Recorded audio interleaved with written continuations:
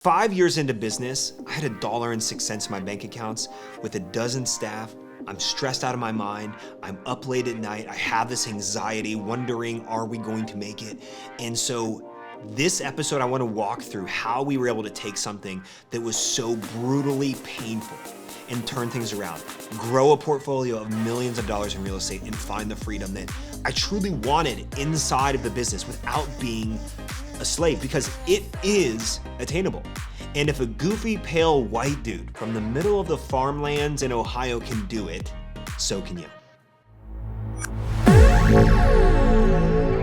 Recently, I talked to several entrepreneur friends of mine who they were going through this really difficult time in their businesses. They're working incredibly hard, but no matter how hard they try, they seem to live in constant financial stress.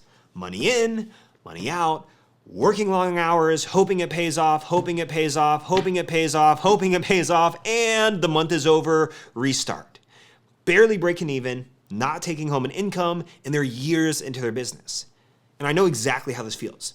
To live payroll to payroll, to hope that everything works out so you can make the credit card payment the next month, especially if you're running ads, to work 70 or 80 hours a week only to feel like you're just spinning your wheels in this mud and you're just stuck. And so if you feel like that right now, I want you to do something for me. I want you to hold on. You've got this. Because real entrepreneurs, they're not made when times are good. They're forged in the fires of this pain and difficulty. When things look bleak, when things don't go according to plan, when something is easy, we often don't become better. And it's when it's difficult that you need to think creatively. You have to fight. You have to endure. And through that, you grow.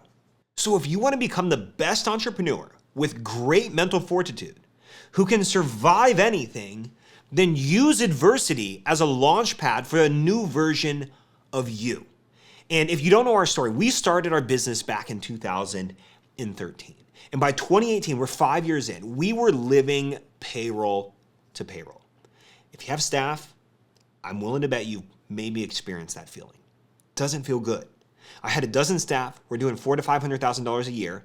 In other words, Josh Coffey was very bad at math. I mean, heck, if I just took 10 people and divided 500,000 by that, that's $50,000 per head, but we had a dozen staff. Now, to be fair, 2 of them were part-time.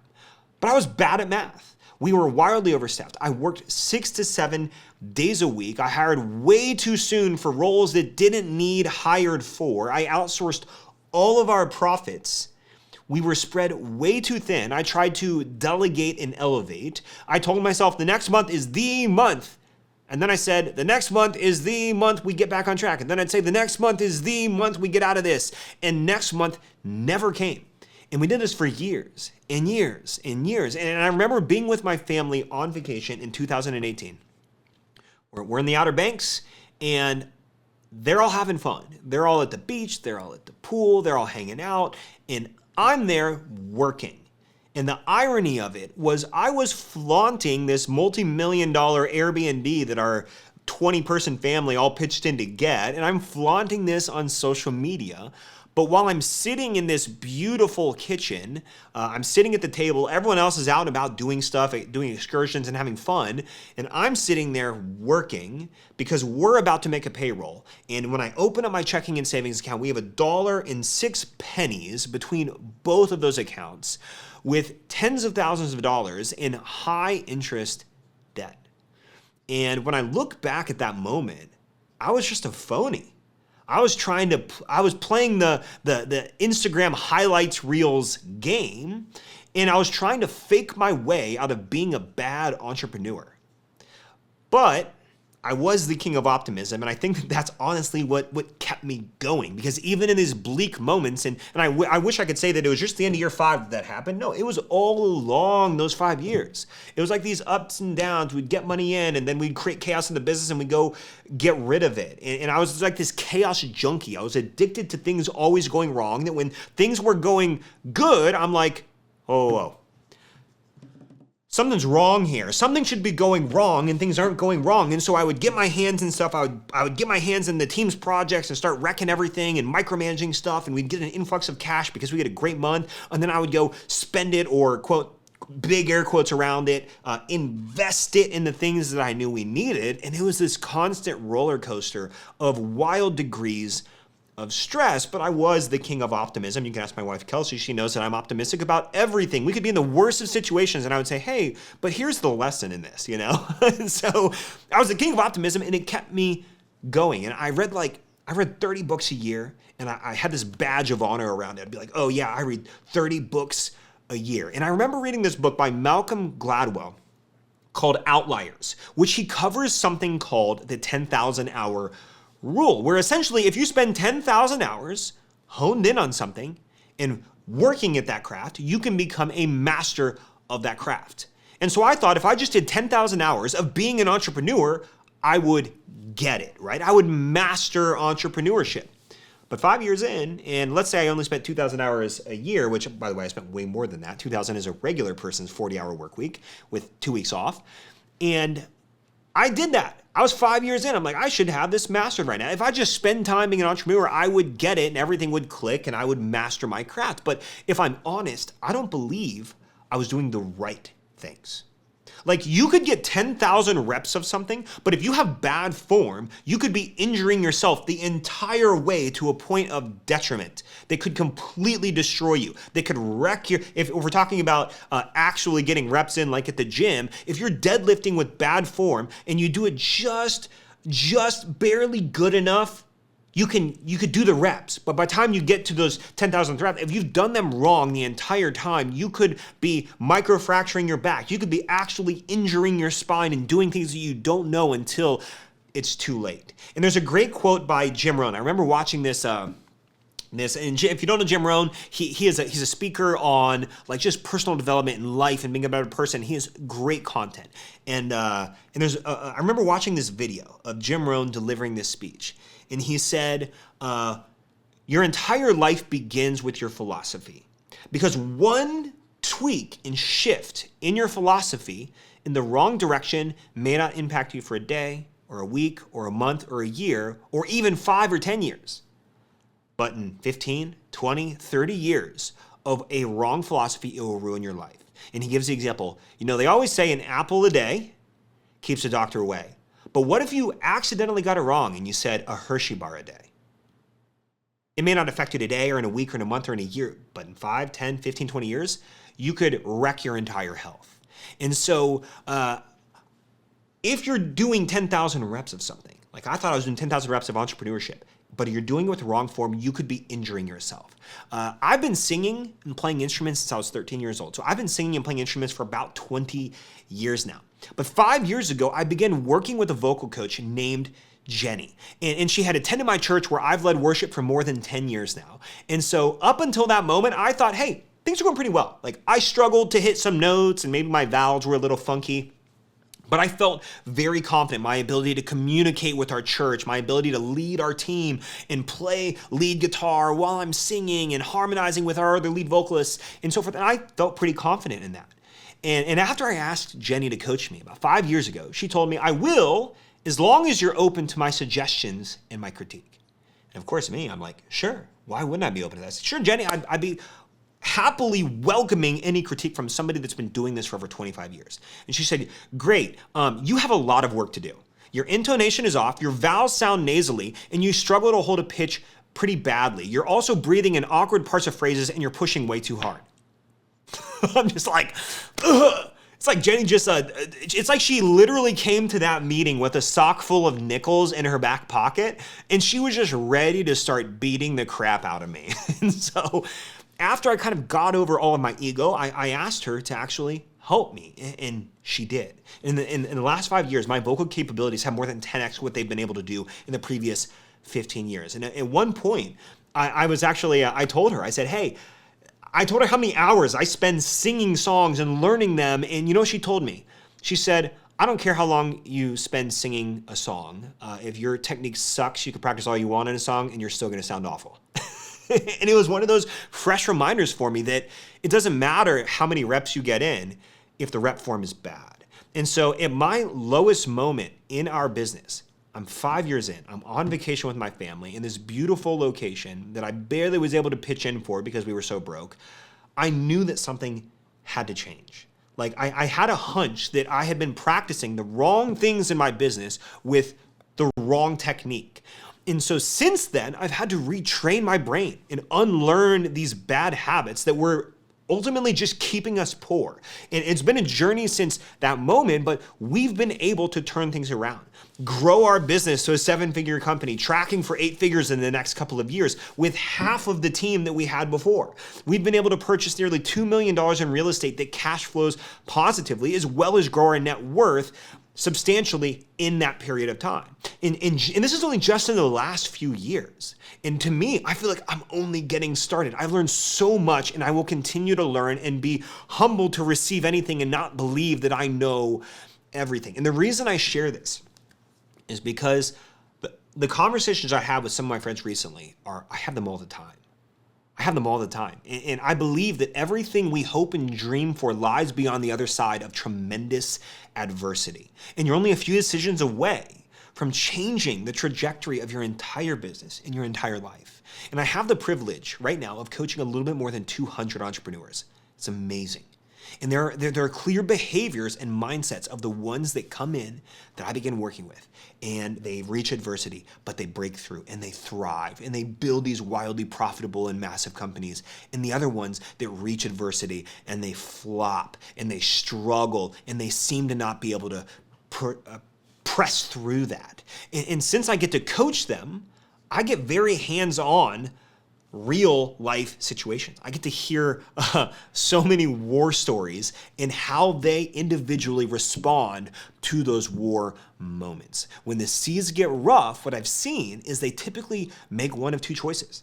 First choice is they succumb to They make one of two choices.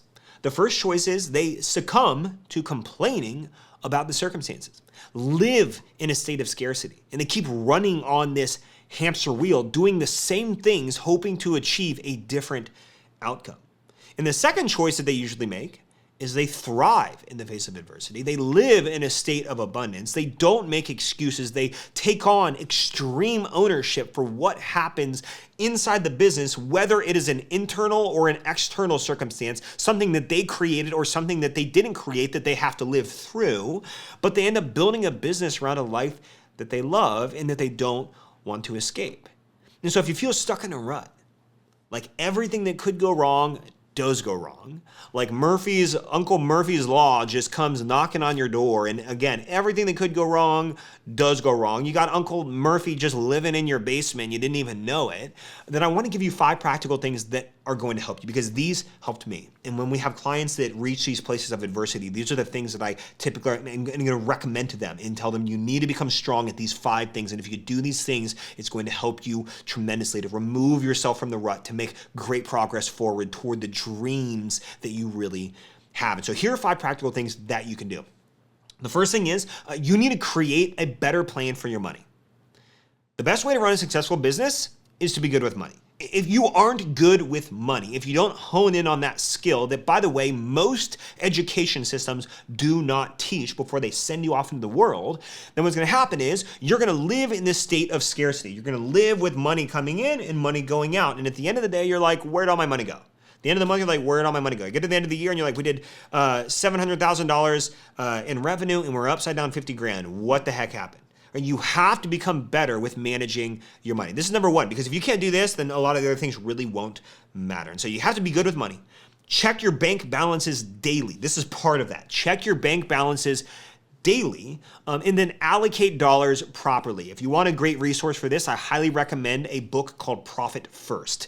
During that moment in 2018, when we began to dig our way back out, I read a book called Profit First, and it changed our lives. It teaches you how to allocate your money, how to put money in for operating expenses, taxes, profit, owner's compensation, inventory, etc. Go get better at money. If you feel like I'm not a financial person, Josh. I'm not the money person in my household or my family, or I never learned it. That's just not my thing. Well, it needs to be your thing, especially if you're stuck. And if you think you're going to try to be profitable and grow your way out of it and you suck with money, you're not going to grow your way out of it. Newsflash, you're going to fast forward another 2, 3, 5 years and you're going to be like in the same exact spot. And so number 1, get better with your money. Number 2, track your numbers daily. Alcoholics Anonymous, or AA, Bill Wilson is the co-founder. And Bill Wilson has this quote that we probably all know, and that is that all progress starts by telling the truth. So what this means is we want to have unbelievable clarity on the direction that we're moving, because that is the truth. And we like to use something called the CEO dashboard. And it's a spreadsheet where we track daily, weekly, monthly, 5 minutes a day, 5 minutes a week, 5 minutes a month. And we insert the most important information inside our business. Maybe you'll do it. Maybe you'll have team members do it. It doesn't matter, but it needs to be something you manually insert, not these automated dashboards. You need to have a pulse on your business. How are we trending day over day, week over week, month over month? And if you can have that, then it's going to allow you to make good decisions. Because without math and transparency on your numbers, you're going to be making decisions based on emotion. I was on a coaching, give you an example. I was on a coaching call yesterday. And it's a new client of ours. And the client comes in and they're running some of our advertising systems. And he comes in and he's like running $150 a day in this campaign. And he's like, hey, Josh, I'm about to kill this campaign. I feel like it's not doing super well. And I said, hey, well, what's your break-even return on ad spend? And I asked him about his KPIs. And he said, well, like he needs to basically do about a 1.5 to a 1.8 return on ad spend. And that breaks him even. And then anything above that is profit. And I was like, okay, great. Well, he's like, I'm about to kill these campaigns. They're not doing as good as they were a few weeks ago. I was like, okay, great. Let's have a look.